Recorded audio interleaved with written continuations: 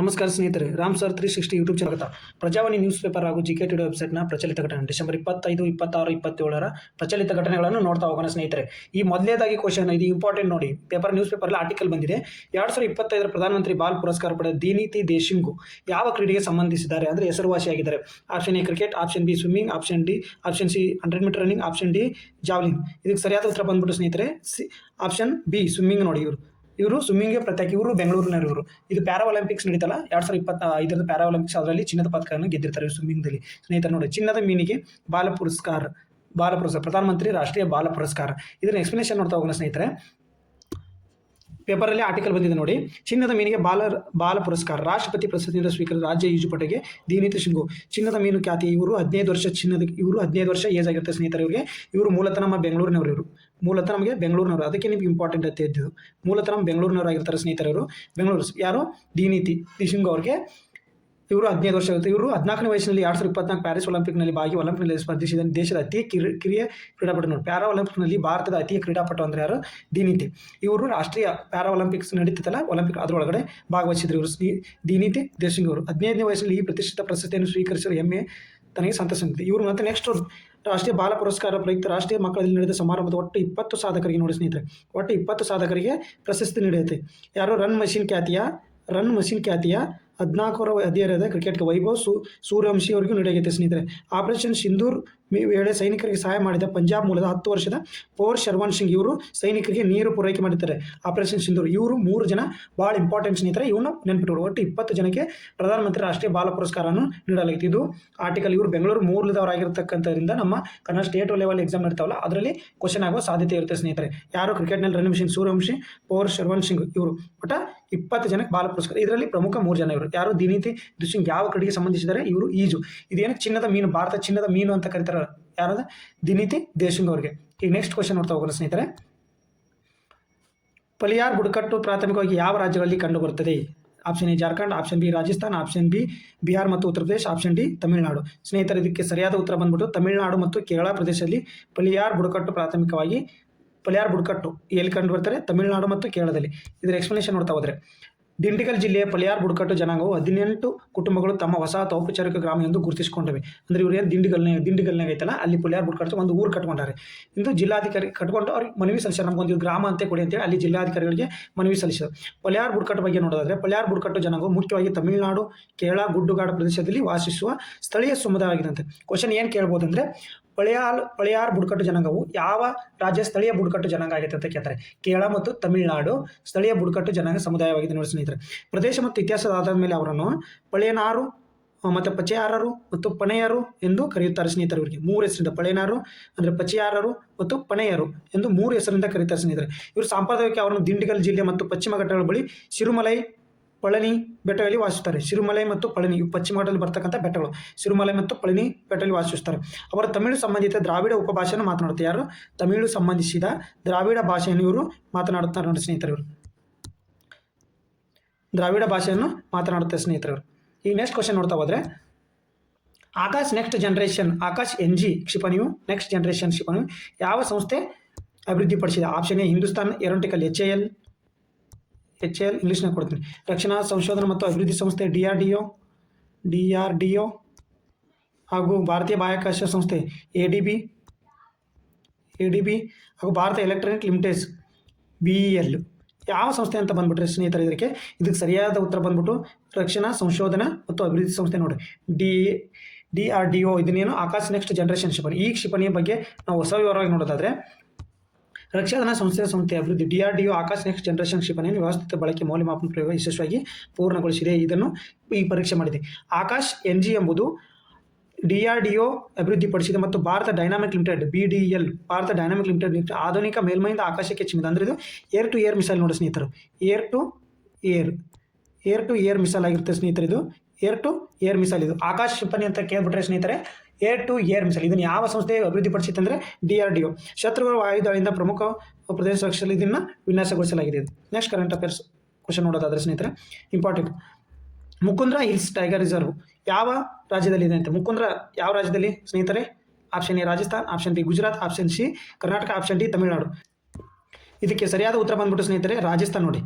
Rajasthan. Mukundra hills ಎಲ್ಲಿ ಕಂಡು ಬರುತ್ತೆ, ಟೈಗರ್ ಹಿಲ್ಸ್ ಎಲ್ಲಿ ಕಂಡು ಬರುತ್ತೆ ಅಂದರೆ ರಾಜಸ್ಥಾನದಲ್ಲಿ ಕಂಡು ಬರುತ್ತೆ ನೋಡಿ ಸ್ನೇಹಿತರೆ. ಎಕ್ಸ್ಪ್ಲನೇಷನ್ ನೋಡ್ತಾರೆ. ಪ್ರವಾಸೋದ್ಯಮ ಮತ್ತು ವನ್ಯಜೀವಿ ಸಂರಕ್ಷಣೆ ಉತ್ತೇಜಿಸಲು ಕೋಟಾದಲ್ಲಿ, ರಾಜಸ್ಥಾನದ ಕೋಟಾ ಅಂತ ಏನು ಕರಿತಾರೆ ಕೇಳಿ, ನೀಟು CT ಏನಿದು ಸೆಕೆಂಡ್ PUC ಸೈನ್ಸ್ ಮುಗಿನ ಕೋಟಾ, ರಾಜಸ್ಥಾನದಲ್ಲಿ ಕೋಟಾ ಐತಲ್ಲ, ಅಲ್ಲಿ ಹೆಂಗೆ ನಮ್ಮ ಧಾರವಾಡ ಬಿಜಾಪುರದವೆಲ್ಲ ರಾಜಸ್ಥಾನದಲ್ಲಿ ಕೋಟಾ.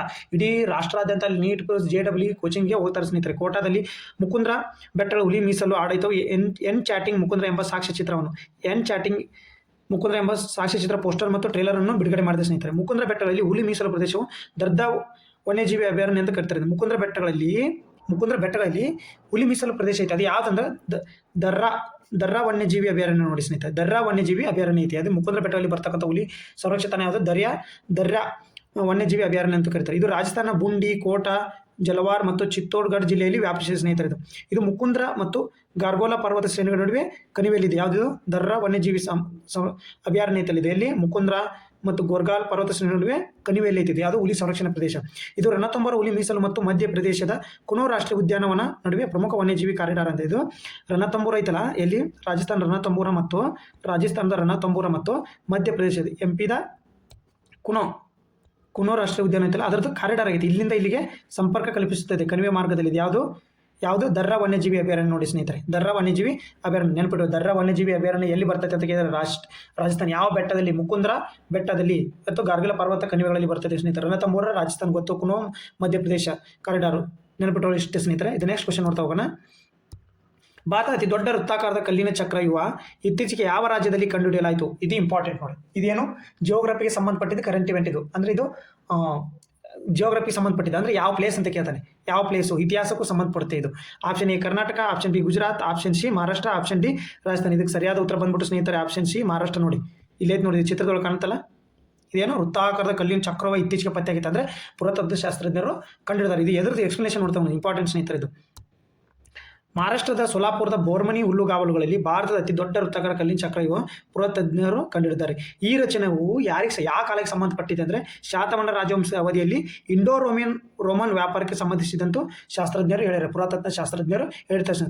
ಇದರ ವಿನ್ಯಾಸವು ರೋಮನ್ ಯುಗದ ನಾಣ್ಯಗಳಲ್ಲಿ ಕಂಡುಬರುವ ಮೆಡಿಟೇರಿಯನ್ ಚಕ್ರವ್ಯೂಹವನ್ನು ಹೋಲುತ್ತದೆ ಸ್ನೇಹಿತರೆ. ರೋಮನ್ ಯುಗದ ನಾಣ್ಯಗಳಿರ್ತಲ್ಲ, ಅದರೊಳಗೆ ಮೆಡಿಟೇರಿಯನ್ ಚಕ್ರವ್ಯೂಹದ ಬಗ್ಗೆ ಇತ್ತು ಸಾಕ್ಷ್ಯ, ಅದನ್ನು ಇದು ಹೋಲುತ್ತದೆ. ಅದಕ್ಕೆ ಇಂಡೋ ರೋಮನರ ವ್ಯಾಪಾರದ ಯಾವುದು ಶಾತವಾಹನರ ಕಾಲದಲ್ಲಿ ಮಹಾರಾಷ್ಟ್ರವನ್ನು ಶಾತವಾಹನ ಮಹಾರಾಷ್ಟ್ರದ ಶಾತವಾಹನ ಅಂತ ಬರ್ತಿದೆ ರಾಜಧಾನಿ, ಅಲ್ಲೇ ನೆನಪಿಟ್ಟುಕೊಳ್ಳಿ ಸ್ನೇಹಿತರೆ. ಶಾತವಾಹನರ ರಾಜಧಾನಿ ಮಹಾರಾಷ್ಟ್ರದಲ್ಲಿ ಇತ್ತು, ನೆನಪಿಟ್ಟುಕೊಳ್ಳಿ.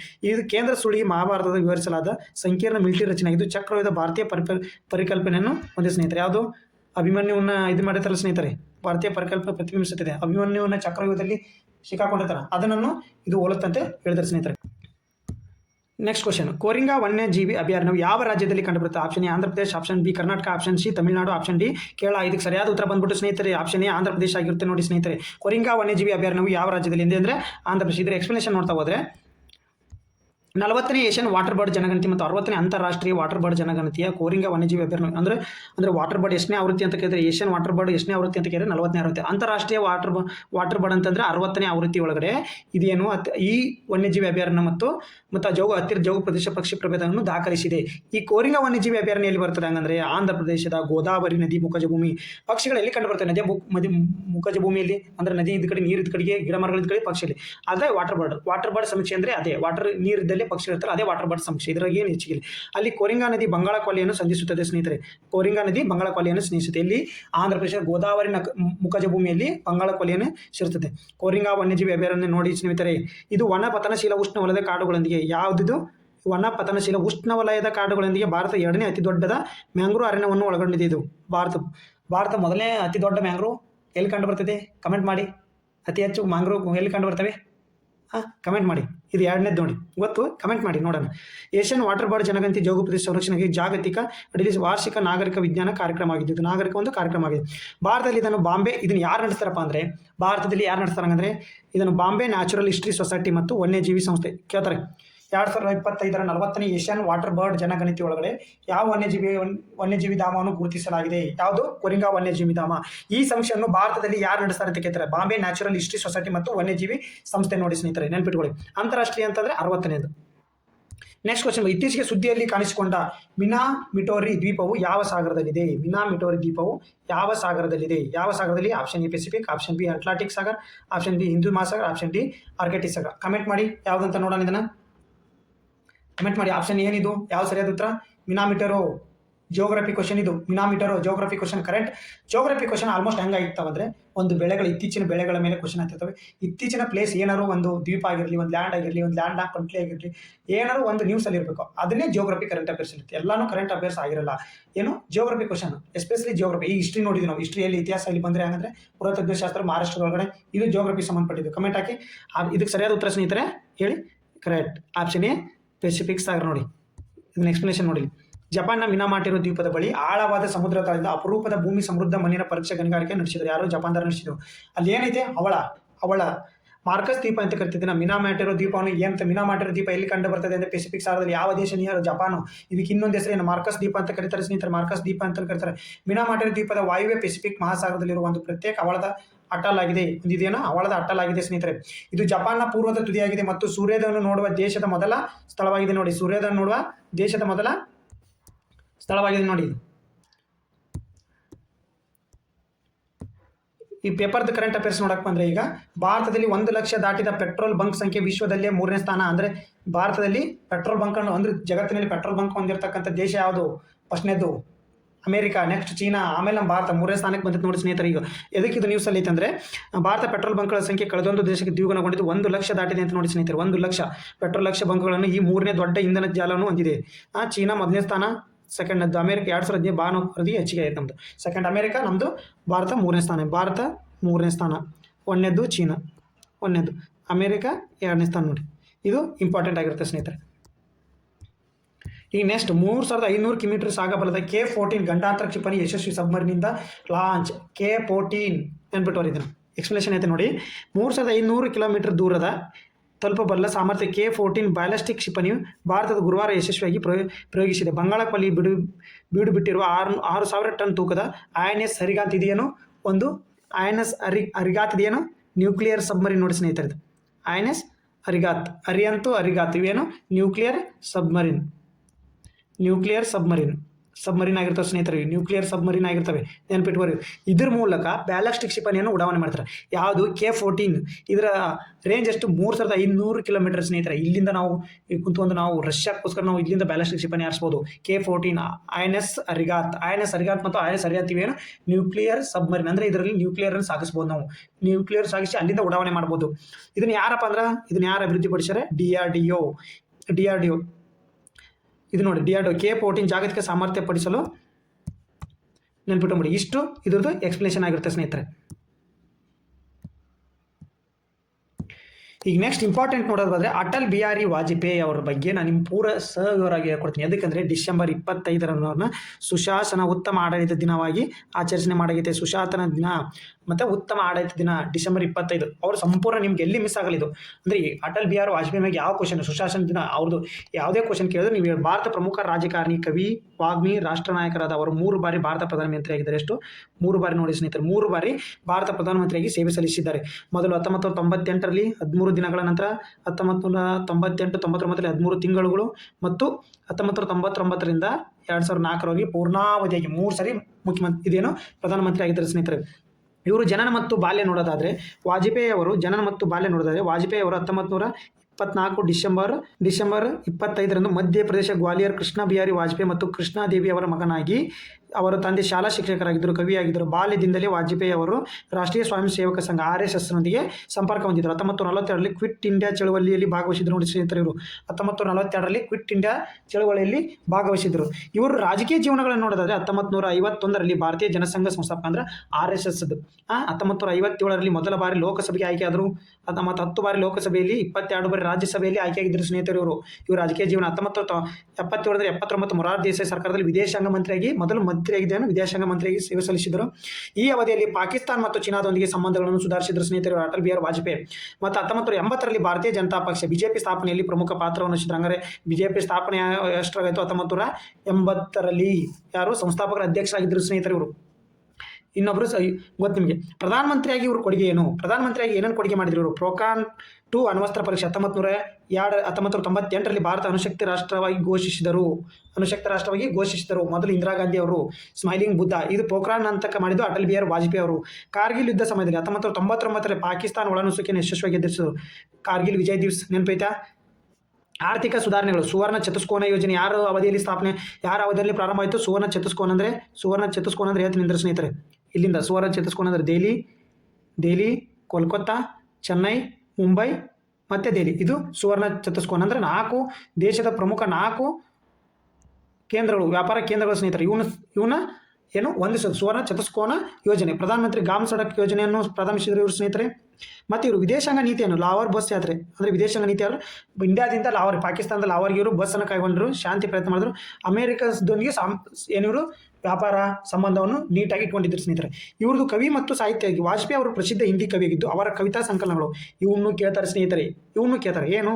ಮೇರಿ ಇಕ್ವಾನ್ ಕವಿತೆಯನ್ನು, ಕ್ಯಾ ಕೋಯ ಕ್ಯಾ ಪಾಯ ಮುಂತಾದವರು. ಇವ್ರು ನೋಡು, ಮೇರಿ ಇಕ್ವಾನ್ ಕವಿತೆಯನ್ನು ಮತ್ತು ಕ್ಯಾ ಕೋಯ ಕ್ಯಾ ಪಾಯ ಮುಂತಾದ ಅವರ ಕವಿತೆಗಳು. ಇವರ ಕವಿತೆಗಳನ್ನು 2 ನೆನಪಿಟ್ಟುವರೆ ಸ್ನೇಹಿತರೆ. ಯಾವ್ಯಾವು? ಮೇರಿ ಇಕ್ವಾನ್ ಕವಿತೆಯನ್ನು ಮತ್ತು ಕ್ಯಾ ಕೋಯ ಕ್ಯಾ, ಇವು 2 ಅವರು ಕವಿತೆಗಳ ಸ್ನೇಹಿತರೆ. ಇವನ್ನ ನೆನಪಿಟ್ಟವ್ರಿ. ಮತ್ತು ರಾಷ್ಟ್ರೀಯತೆ ಜೀವನ ಮತ್ತು ರಾಜಕೀಯದಲ್ಲಿ ಪ್ರತಿಬಿಂಬಿಸುತ್ತದೆ.